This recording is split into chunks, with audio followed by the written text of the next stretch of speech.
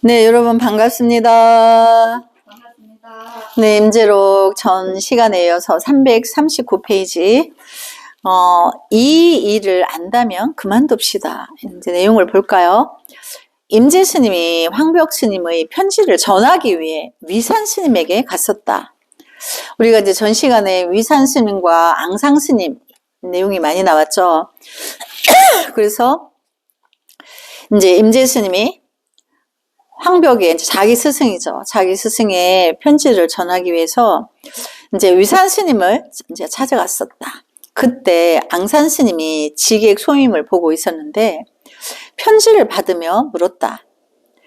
이제 앙산은 위산의 이제 상자인데 이제 지객 소임을 받다. 그러니까 이제 객스님들을 제접하는 소임을 받다는 거죠. 그럼 이제 그 가람에 이제 어른 스님이 계시면 또 객스님들이 오시면 어째서 오셨냐 뭐 이렇게 이제 접견을 하는 거죠. 그 소임을 보고 있었는데 편지를 받으면서 이제 앙상 스님이 이제 물은 거죠.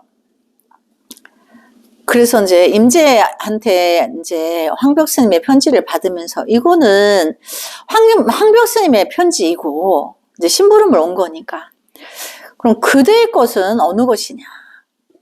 그러니까 임재 스님이 손바닥으로 후려 갈기자 이제 앙상 스님을 이제 얼굴을 갈겨버렸어요. 근데 그 행위는 왜 그랬을까요?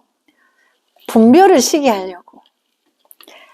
그러면서 이제 그때 그 찰나에 분별이 시고 아무 생각이 없었겠죠. 그러니까 이제 그때 중생심이 이제 잠시 쉬었던 거예요. 그래서 그 자리를 전하기 위해서 한번 이제 후려 갈긴 거죠. 그리고 나서 앙상 스님이 그를 붙잡으며 말하였다. 노용께서 이 일을 아신 바에야 그만둡시다. 계속 후려칠까봐 못 치게 이제 막으면서 노용께서 임재 스님을 말하는 거죠. 그러니까 임재 스님은 법이 뭐냐고 물으면 늘 이제 그 문화에 공부하러 온 스님에게는 이제 그 할을 쓰기도 하고 뺨을 갈겨서 분별하고 있음을 잠시 이제 쉬게 할 수 있고. 근데 이거를 이제 앙상 스님도 이제 알고 있는 거죠. 임재는 하고 할을 하거나 뺨을 갈기거나 한다. 근데 이제 역시나 이제 희대의 앙상 스님도 오늘 임재가 왔는데 때는 요때다. 그리고 이게 황벽 스님의 편지를 우리 나의 스승인 위산 스님에게 이제 전화로 왔는데 이거는 황벽 스님의 것이고 그대의 것은 무엇이냐 하니까 역시나 이제 자기가 한 대 맞았죠. 그러니까 이제 노용께서 이 일을 아신 바에야 그만둡시다 하면서 이제 막았다는 거죠. 그러니까 이제 그 선지식들은 서로 인사가 이제 그렇게 서로 이제 인사가 되는 거예요. 그래서 임재도 이 단락에서는 임재와 앙상 스님이 서로 법을 주고받는 그거를 이제 보여준 거죠. 그래서 둘이 함께 가서 위산 스님을 배우니 위산 스님이 물었다. 황벽 사형께서는 대중이 얼마나 됩니까? 그 이제 뭐 옛날이니까 걸어다니던 시절이고 하니까 그쪽 소식이 궁금하겠죠. 그러니까 이제 황벽의 편지를 받은 위산 스님이 임재에게 물은 거죠. 황벽 사형께서는 도대체 대중이 얼마나 됩니까? 물으니까 700대중입니다 하니까 누가 우두머리인가요? 이제 그럼 우두머리는 누구냐? 근데 이제 위산 스님은 우두머리는 당연히 황벽 문화에 임재가 선풍을 드날리고 있기 때문에 임재라는 걸 알죠. 근데 알지만 그래도 또 묻는 거예요. 그러면 누가 우두머리냐? 그러니까 방금 전에 이미 편지를 전해 드렸습니다. 임재가 이제 그렇게 말을 하고 임재 스님이 도리어 이제 위산 스님에게 이제 물었다. 이곳 큰 스님이 휘하에는 대중이 얼마나 됩니까? 그러니까 이제 황벽 스님의 문화에 몇 명이 되냐? 그러니까 700대중이다. 하니까 이제 임재가 위산에게 그럼 여기는 도대체 몇 명이 되느냐 이렇게 묻죠. 그러니까 1,500대중이라네. 1,500이니까 이제 배나 많죠. 그래서 임재가 말하기를 매우 많군요. 황벽 사형께서도 적지 않으시구나. 이렇게 서로 대중이 이제 많음을 서로 이제 황벽 역시도 대단하다는 거를 또 이제 인가하는 거죠. 그래서 이제 강서를 볼까요? 앙산 스님의 임재 스님에게 당신 본인의 살림살이를 내어보시오라고 하자 임재 스님은 대뜸 손바닥으로 후려 갈겼다. 황벽 스님과의 첫 대면에서 얻어맞은 그대로였다. 손바닥으로 후려친 그곳에 불법의 대의가 있다. 그러니까 왜 그 찰나에는 분별이 씌워져 있기 때문에 그런 거죠. 그래서 여기 보면 앙산 스님이 임재에게 이거는 황벽의 편지고 그대의 편지는 무엇이냐 이렇게 물었는 것은 앙산이 임재 스님에게 너의 살림살이를 보여봐라 이렇게 말했다는 거예요. 그래서 이제 우리 선가에서는 자기 공부한 경지를 너의 살림살이라고 하는 거예요. 스님이 이제 대선정 살림살이가 어떤가, 응? 그래서 자기 공부를 점검하는 거를 살림살이라고 해요. 왜냐면 밥만 먹고 공부만 했으니까. 살림살이라고 해봐야 공부밖에 더 있겠어요. 그래서 이제 그렇게 질문을 한다는 거죠. 근데 이제 우리가 이제 옛 선지식들이 공부하는 걸 우리가 지금 들여다보는 우리가 이렇게 볼 때 당대의 그분들은 너무 멋졌죠. 질문도 멋지게 하고 대답도 멋지게 하고. 근데 이렇게 선가에서는 이렇게 왜 언어나 말로 불법을 전할 수 없기 때문에 그래서 이제 그대의 살림살이를 보여보시오 하니까 임재가 황벽에게 얻어맞고 자기 불성의 대의를 알았듯이 역시나 앙상 스님을 손바닥으로 이제 후려쳤다는 거죠. 그래서 이제 손바닥으로 후려친 그곳에 불법 대의가 있다. 왜냐면 그때 그 순간은 분별이 쉬어서 분별이 끊어져 있기 때문에 그런 거죠.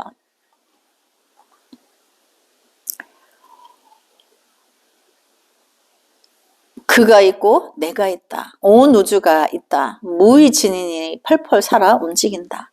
무의진인은 자기 안의 불성을 무의진인이라고 해요. 그래서 대기대용이 전체에 작용한다. 그러니까 무의진인, 대기대용 이제 같은 말이에요. 이제 분별이 완벽하게 떨어지는 찰나에 자기 안의 불성이 지의 작용이 일어나서 미혹을 이제 대하고 처세하기 때문에 앙산 스님과 임재 스님이 할 일을 다 했다. 그래서 정작 위산 스님은 할 일이 없다. 의례적인 대중들의 숫자에 대한 문답으로 끝냈다. 가만히 들여다보면 아주 재미있는 부분이다. 그렇죠. 역시나 당대 선지식들은 그 선법을 서로 주고받을 때 굉장히 이제 대기대용이 펄펄 끓는다. 무의진이 펄펄 살아있다. 이제 눈으로는 안 보이지만 그렇다는 거죠. 그래서 이제 341페이지의 해석을 볼까요? 임재 스님이 위산 스님을 하직하고 나오니 앙상 스님이 전송하면서 말하였다. 그대가 뒷날 북쪽으로 가면 머무르실 곳이 있을 것입니다. 이렇게 이제 앙산이 임재를 배우하면서 말을 하니까 임재가 어찌 그런 일이 있겠습니까? 이제 이렇게 물으니까 앙산이 말하기를 가시기만 하면 한 사람이 노용을 보좌해 드릴 것입니다. 그런데 이 사람은 머리만 있고 꼬리는 없으며 시작은 있고 끝은 없을 것입니다. 근데 이제 그 임재 스님이 뒷날 진주에 이르자 그러니까 북쪽으로 이제 그때 당시에 진주라는 곳이 북쪽이었겠죠. 그래서 이제 북쪽에 진주라는 곳에 이르자 보화 스님이 이미 거기에 와 있었다. 우리 이제 뭐 전전 시간에 보화 스님 이야기했죠. 나 이제 옷이 한 벌 필요하다 해가지고 임재가 관을 짜줬더니 동서남북에 다니면서 나 내일 임종한다 하다가 결국 북쪽에 가서 마지막 날 아무도 없는 곳에서 지나가는 행인에게 자기가 관에 들어가고 나 관에 못질을 좀 해주라고 이렇게 해놓고 못질을 준 사람이 이제 가서 막 말을 퍼뜨리고 다음날 이제 와서 뚜껑을 열어보니까 보아스님 몸이 없어졌죠. 그래서 이제 그거를 앙산 스님이 그대가 북쪽으로 가면 보좌하실 분이 있을 건데 그는 머리만 있고 꼬리는 없다. 근데 그것은 이제 그 공부를 한 어떤 대인이 이제 꼬리는 없다. 이것은 어떤 존재를 남기지 않는다는 걸 말하는 거예요. 근데 역시나 이제 그렇게 자기 임종을 그렇게 처리했죠. 그래서 이제 그 관 뚜껑을 이제 와서 열어보니까 확인하기 위해서 못질이 돼 있는 걸 분명히 열었는데 없는 거예요. 그랬는데 이제 그 뚜껑을 열자마자 이제 허공에서 말소리가 들렸다. 이제 그것을 이제 진정한 도인들은 자기를 이제 그렇게 한다는 거죠. 그래서 이제 임재스님이 뒷날 진주에 이르자 보아스님이 이미 거기에 와 있었다. 임재스님이 세상에 알려지자 보아스님이 도와드렸다. 임재스님이 진주에 머무르신 지 오래지 않아 전신으로 이 세상을 떠나가 버렸다. 이제 이렇게 보아스님에 대한 이제 그 흔적을 이렇게 이제 이야기하는 거죠. 근데 그거를 이제 부처님 세계에서 시절 인연이 닿아서 희대에 두 선인이 대선지식이 임재를 그러니까 보아스님은 그 임재보다 더 뛰어나신 분이에요. 공부가 더 출중하신 분인데 임재 스님을 보좌해서 잠시 보필을 해주고 당신은 이제 떠나간 거죠. 강서를 볼까요? 보아 스님과 처음 만나게 된 것을 말하고 있다. 앙산 스님은 역시 예언가다. 보아 스님이 임재를 보좌할 것을 알고 있었고 그는 또 어떤 행동을 할 것인지조차 알고 있었다. 일가를 이룬 선지식이 법을 펼만한 장소를 얻는다는 것은 복이다. 그리고 교화를 도와줄 마땅한 사람을 얻는다는 것도 큰 행운이다. 앙산 스님은 임재가 머물 곳과 도와줄 인물이 있을 것까지 다 알고 있었다. 예언대로 다 맞아 떨어졌다. 이것은 인연인가 운명인가? 아무튼 임재는 한 시대를 풍미하고 이 먼 후대에까지 그 영향을 미칠 시대의 큰 선지식으로서의 조건과 인연을 빠짐없이 갖췄다. 그리고 그 값을 충분히 했다. 이제 이렇게 강서를 해주셨고 검은 콩을 주워 먹는 스님 이제 내용을 볼까요? 임재 스님이 여름철 안거 중간에 황벽산에 올라갔다. 황벽 스님이 경을 읽고 계시는 것을 보고 말하였다. 그 이제 옛날에 어른 스님들은 이제 그 황벽 스님도 그 황벽산이라는 곳에 도인이 거주하고 계시니까 감히 그 황벽 스님의 이름이나 그 불명을 감히 부를 수 없어가지고 이제 말하자면 여기가 팔공산이죠. 이제 팔공스님이다 이렇게 했다는 거죠. 그러니까 그 옛날 사람들은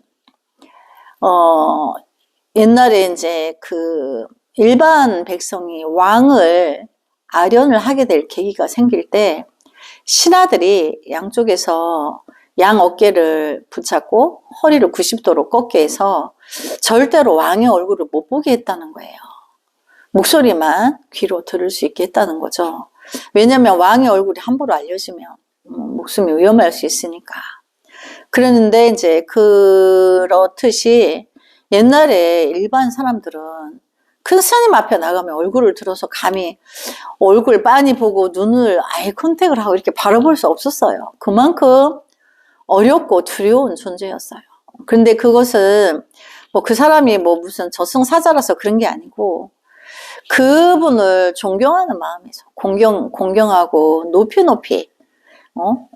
이제 공대하는 마음에서 그렇게 얼굴을 들어서 빤히 쳐다보지 않았다는 거죠. 공경해서 이제 위대하게 모시느라고 그랬다는 거죠. 그래서 여기도 보면 황벽산에 가서 황벽스님이 경을 읽고 계시는 것을 보고 말라였다. 저는 스님을 그럴싸한 분으로 생각해 왔는데 알고 보니 검정콩이나 주워 먹는 노스님이군요. 이렇게 이제 임재가 자기 스승에게 이제 책을 읽고 있으니까. 검은 콩은 뭐예요? 까만 글씨죠. 며칠을 머물다가 하직 인사를 드리러 가니 그대는 여름 안거를 깨뜨리고 오더니 결국 여름 안거를 마치지도 않고 가려는가 하시므로 임재가 저는 그저 스님께 잠시 인사를 드리러 왔을 뿐입니다 하였다. 황벽 스님께서는 임재 스님을 후려갈겨 내쫓아 버렸다. 임재 스님이 몇 일을 가다가 이 일을 의심하고 다시 돌아와 그 여름 안거를 마쳤다. 그러니까 이제 여름에 한거 때 황벽 스님 문화에 이제 스승을 보러 갔는데 안거 시작하고 얼마 이제 안 되어서 자기를 보러 왔으니까 황벽 스님은 안거 기간에 임재가 올라왔으니까 이제 뭐 뜻이 있겠지 했는데 자기가 글씨를 책을 보고 있는 경전을 보고 있는 자기를 보고 큰 스님인 줄 알았더니 검은 콩이나 주워 먹고 있는 별 볼 일 없는 스님이군요. 이렇게 이제 핀잔을 주고 이제 그래도 이제 황벽 스님은 아무 말 없이 이제 있었는데 또 어느 날 와가지고 가겠다고 인사를 하고 가려고 하는데 자네는 안거가 끝나기도 전에 올라오더니 그럼 여기 왔으면 안거 끝나고 가야 되지. 끝나기도 전에 또 이동을 하려 하는가 하니까 저는 그냥 잠시 스승님만 뵈려고 왔을 뿐입니다. 이렇게 말하니까 황벽 스님이 이제 후러 갈겨가지고 내쫓았다는 거죠. 그러니까 가다가 자기가 한 대 맞고 가다가 생각하니까 그래도 이제 스승인데 무슨 뜻이 있는데 내가 뜻을 거역하고 이렇게 갈 게 아니다. 이래서 다시 돌아와서 그 황벽 스님 문화에서 이제 안거를 끝나고 갔다. 그래서 강서를 볼까요? 343페이지에 임재 스님은 스승을 찾아가서 경전을 초월한 대선지식인 줄 알았는데도 아직도 경전에서 못 벗어난 평범한 수행자군요 라는 말로 한 대를 갈겼다. 그러나 황벽은 아무런 말이 없었다. 나중에 떠나면서 하직 인사를 하러 왔을 때 비로소 대답을 한 것이다. 변명을 듣고 다시 제대로 한 대를 얻어맞고 임재는 가다가 다시 돌아왔다. 이 장면은 평소에 임재답지 않은 모습이다. 혼쭐하던 임재 스님은 어디 가고 황벽에게 끄달려 다니다가 만다. 임재가 왜 이러는가? 스승에게 한번 선심을 쓰는가? 이제 그렇게 어디에도 이제 막힘없고 걸림없이 활발발 하던 임재가 황벽 스님이 안거를 이제 오는하니까 다시 와서 가다가 다시 돌아왔는 것은 무슨 뜻인가? 이제 후대의 사람들은 이걸 또 의심하게 되죠. 그래서 천하 사람들의 입을 막으리라. 이제 이 내용을 한번 볼까요? 해석. 스님이 임재 스님이 어느 날 황벽 스님을 하지가니 황벽 스님께서 물었다. 어디로 가려 하느냐? 하남이 아니면 하북으로 돌아갈까 합니다. 황벽 스님이 곧바로 후려치자 임재 스님이 그를 잡고 손바닥으로 한 대 때렸다. 이에 황벽 스님이 큰 소리로 웃으며 시자를 불렀다.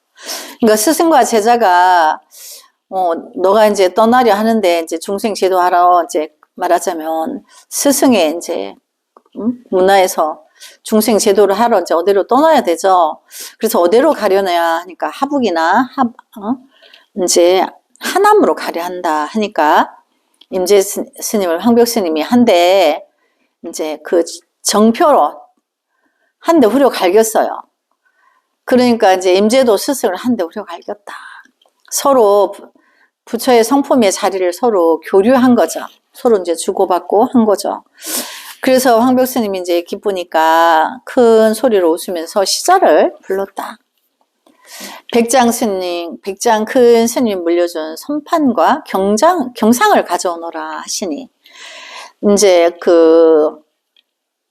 황벽 스님은, 자기 공부할 때, 자기 이제 도반이 백장 스님이라는 또 큰 스님이 계셨어요. 근데 이제 그 스님께서 열반하실 때 임재 스님에게 이제 선판과 경상이라는 것을 이제 말하자면 증표로 이제 그런 거를 주게 되는데, 임재 스님이 이제 그거를 임재 스님에게 황벽 스님이 물려주려고 하는데, 당신이 갖고 있던 거를 증표를 주려 하니까 임재 스님이 시자야 그것을 불질러라 하였다. 그러니까 황벽 스님이 말하였다. 비록 그렇긴 하지만 이제 모든 진리는 물질에 있는 게 아니라서 부질 없는 줄 알지만, 그래도 너가 이제 낯선 곳에 가려니까 나의 스승이 나에게 이런 걸 주었다. 황벽이 그걸 이제 선판을 이제 주는데, 그래도 가져가거라 하니까 나중에 앉은 자리에서 천하 사람들의 입을 막게 할 것이다. 왜냐하면 중생들이 미혹하니까 뭐 봇도 두도 못하던 임재라는 사람이 와서 불법을 편다 하니까 믿어도 되나, 뭐 검증 안 해도 되나, 이제 의심한 세상의 사람들은, 중생들은 다 의심이 많으니까. 그래서 후대의 사람들의 그런 입을 막게 할 것이다. 그런데 이제 임재 스님은 그거를 결국은 이제 불태우고 안 가져가셨어요. 그래서 이제 강서를 한번 볼까요? 스승과 하직할 때의 일이다. 하남을 가든지 하북을 가든지 확실하게 정해서 말라지 않고 인연 닿는 곳으로 가게 되겠지 하는 시기다. 또 한편으로는 본래 가고 옴이 어디 있는가 늘 그 자리인 것을 묻기는 새삼스럽게 왜 물어? 맞는 말이긴 하다. 하지만 말투가 그게 뭔가. 황벽 스님도 진리가 없는 분이다. 제워부동 본래적의 촌보도 본래 옮기지 않는 모습을 조이 서로 드날려 보였다. 그리고 일상으로 돌아와서 이제 법을 주고받은 신표를 갖고 떠나라는 건데, 그것마저 거절한다. 거절하는 정도가 아니라 아예 그따위 것은 불살라 버리란다. 옷과 바르는 육조 스님 대해서 이미 끝난 일인데 다시 무슨 짓거리인가. 그리고 그것에 무슨 의미가 있는가. 걸망만 무거울 뿐이다. 그러니까 이제 육조 해능 스님은 이제 5조 스님께 바루와 가사를 물려받았는데, 그 가루와 바사를 물려받으면 도인이 되는 줄 알고 그거를 뺏으러 여러 사람들이 자기를 이제 죽이려고 따라왔었죠. 그래서 부질없는 곳에 사람들이 이제 목숨 거는 걸 보고 이제 임재 스님도 스승이 준 거를 그런 이제 거를 남기지 않으려고, 중생들이 미혹하니까 어떤 도인이 있다 그러면 그를 죽이려고 하는 거예요. 죽이면 자기가 도를 얻는 줄 아는 거죠. 그렇게 어두운 시절이 있었다는 거죠. 그래서 아예 그런 거를 이제 만들지 않은 거죠. 참으로 대단한 일이다. 스승 황벽 스님도 도저히 어찌해볼 도리가 없는 제자다. 그렇죠. 황벽이 증표를 주는 것도 자기 보는 앞에서 불살라 버리니까 보통이 아닌 거죠. 오직 이제 스승이 주는 신표를 스승 앞에서 불사르게 하는 일은 오직 임재만이 할 수 있는 일이다. 도저히 넘을 수 없는 태산 줄령이다. 그 깊이를 알 수 없고 그 높이를 알 수 없다. 아예 입이 떼지지도 않는다. 혀를 내두를 수도 없다.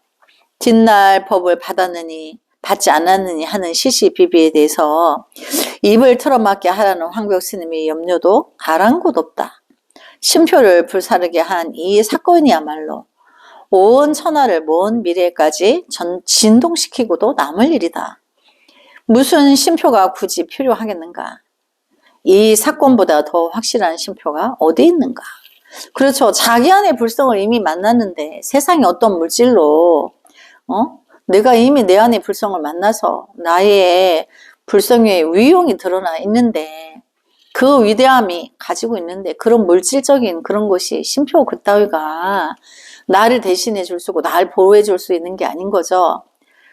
그만큼 이제 위용이 대단하니까 황벽 스님도 감히 임재가 자기가 준 심표를 불지르는 걸 보고도 어찌할 수 없었다는 거죠. 그래서 우리가 이제 임재 스님처럼 이렇게 공부를 이렇게 해야 된다는 거예요.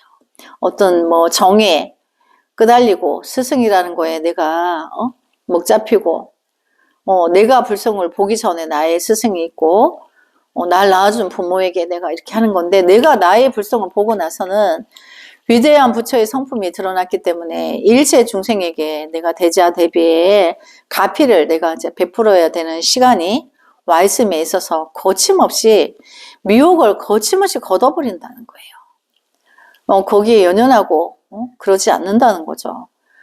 그래서 본래 불성은 그런 거예요. 우리 이제 대선정이 이렇게 스님한테 공부하다가 어느 날 확 알아버렸어요. 그래가지고 스님이 대선정 감기 걸릴라 이 스님이 입던 옷인데 이거 하나 따뜻하게 입고 사용하거라 이래 주면 무슨 말씀 하시냐고 나에게 감기 그런 거 없다. 그런 말씀 하시지도 마시시라고 이렇게 단칼에 이제 해보려도 시우 스님이 아니 이 버릇없는 대선정아 이렇게 말할 수 없다는 거죠. 아유 우리 대선정 역시 대선정이다. 이렇게 스님이 그렇게 말한다는 거죠. 그래서 이제 은혜를 알고 은혜를 갚는다. 해석을 볼까요? 뒷날 위산 스님이 앙산 스님에게 물었다. 임재가 황벽 스님을 저버리는 게 아닌가? 이제 그 위산은 자기 상자인 앙산에게 이 상황에 대해서 이제 이야기하는 거죠. 두 분이 임재가 황벽 스님을 저버린 게 아닌가? 이렇게 이제 반문하죠. 앙산이 뭐라고 말하는가 보려고 위산은 이제 질문을 하는 거죠. 그러니까 앙산이 말하기를 그렇지 않습니다. 그러니까 위산 스님이 그럼 그대는 어떻게 생각하는가? 이제 앙산에게 묻는 거죠. 은혜를 알아야 은혜를 갚을 줄 아는 법입니다. 이렇게 이제 앙산이 말을 하는 거죠. 은혜를 갚기 위해서 스승을 뛰어넘는다는 걸 말하는 거예요. 그러니까 위산 스님이 앙산에게 옛사람들도 이와 같은 경우가 있었는가? 이렇게 이제 앙산의 공부를 점검하죠. 그러니까 있습니다. 너무 오래된 일이라 스님께 말씀드리지 않겠습니다. 이렇게 말을 하는 거예요. 그러니까 있었는데 과거의 일이라 말하지 않겠다 스승에게 이렇게 말하니까 또 위산 스님은 그래도 이제 앙산의 공부를 그 살림살이를 들여다보고 싶은 거죠. 자기 상자니까. 그러니까 그렇긴 하나 나도 알고 싶으니 말해보아라 이렇게 말하는 거예요. 그러니까 이제 앙산이 뭐라고 하냐기를 말을 하냐면 다만 저 능엄 회상에서 아나니 부처님을 찬탄하기를 이 깊은 마음으로 먼지같이 많은 국토를 받드는 것이 고 부처님의 은혜를 갚는 것입니다 라고 하였으니 이 어찌 은혜를 갚는 일이 아니겠습니까? 이렇게 말을 하죠. 그러니까 앙산은 오래된 과거 일을 했는데 결국은 서가모니 부처님이 이제 능엄경에 보면 아난에게 이제 공부를 점검할 때 너가 그럼 말해보아라 하니까 내가 너에게 전하고자 하는 뜻이 무엇이었는지 말해보아라 하니까 아난이 그렇게 말하는 거죠. 이 깊은 마음으로 내 안에 깊은 불성은 대자대비하죠. 일체 중생을 연민하고 그래서 이 깊은 마음으로 먼지같이 많은 국토를 받드는 것이 그럼 먼지같이 많은 국토라는 것은 중생계를 말하는 거예요. 중생의 미혹을 그들의 미혹을 다 구하기 전에 지옥이 빌 때까지 성불하지 않는다 했죠. 그걸 말하는 거예요. 그래서 그것을 이제 먼지같이 많은 국토를 받드는 것이 곧 부처님의 은혜를 갚는 것입니다 라고 하였으니 이 어찌 은혜를 갚는 일이 아니겠습니까? 그러니까 우리는 다 공부하여서 부처님의 불성을 내 안의 불성을 만나서 우리가 이제 먼지만 같이 많은 국토는 육도가 있죠. 천상도 있고 인간도 있고 아수라, 축생 축생계도 그 미물들이 나중에 인간의 몸으로 와야 되죠. 그래서 지옥이 빌 때까지 성불을 안 하는 거죠.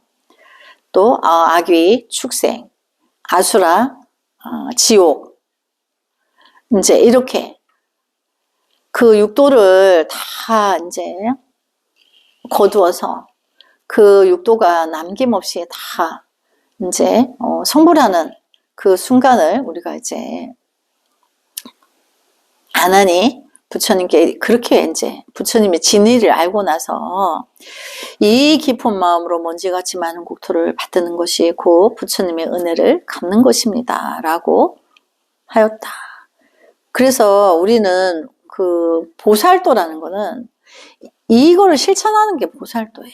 그러니까 우리가 성불할 수 없죠. 마지막 중생과 함께 해야 되니까 아직 성불할 수 없는 거예요. 그래서 이제 이곳은 스님들만 이렇게 해야 되는 게 아니고 일체 중생은 자기가 자기 안에 불성을 만나고 지옥이 빌 때까지 성불을 하지 않는 이것이 보살도의 이제 본질적인 거예요. 그래서 모든 사바세계 부처님과 보살들은 지옥이 빌 때까지 성불을 하지 않아요. 그러니까 마지막 중생과 함께 할 날을 기다리는 거죠. 끝없이. 그래서 선택해서 오는 걸 원생이라 한다 그랬죠.